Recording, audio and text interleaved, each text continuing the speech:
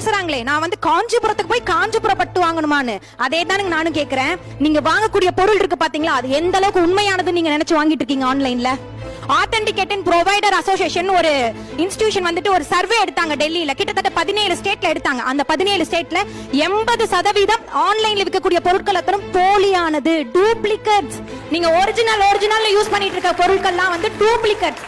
என்னமோ பெருசா பேசுறீங்க, நாங்க வந்து சிறு குறு வியாபாரிகளை வந்துட்டு மதிக்கிறோம் அப்படின்லாம் பேசுறீங்களே. ஏறு கூட்டி அந்த வயல்வெளியில நின்னு அந்த எடுத்துட்டு வந்த நெல்லையும் பயிரையும் அந்த வயக்காட்டுல போட்டோம் மார்க்கெட்ல வந்து விற்கக்கூடிய அந்த வியாபாரிகள் யாரும் நீங்க நினைக்கிற மாதிரி கார்ப்பரேட்ல இருக்கக்கூடிய இந்த மால்ஸ்லயோ இல்ல சூப்பர் மார்க்கெட்லயோ வந்து விற்கல. இவங்களும் அத்தா 5 ரூபாய்க்கு அந்த முள்ளங்கி ஆத்தா, 2 ரூபாய்க்கு சேர்த்து அந்த இஞ்சத்தா ஆத்தான்னு விற்கிற 60% மக்கள் தான் நம்ம தமிழ்நாட்டுல இருந்துட்டு இருக்காங்க. அந்த மக்களை நீங்க பாருங்கன்னா நான் உங்களை சொல்றோம்.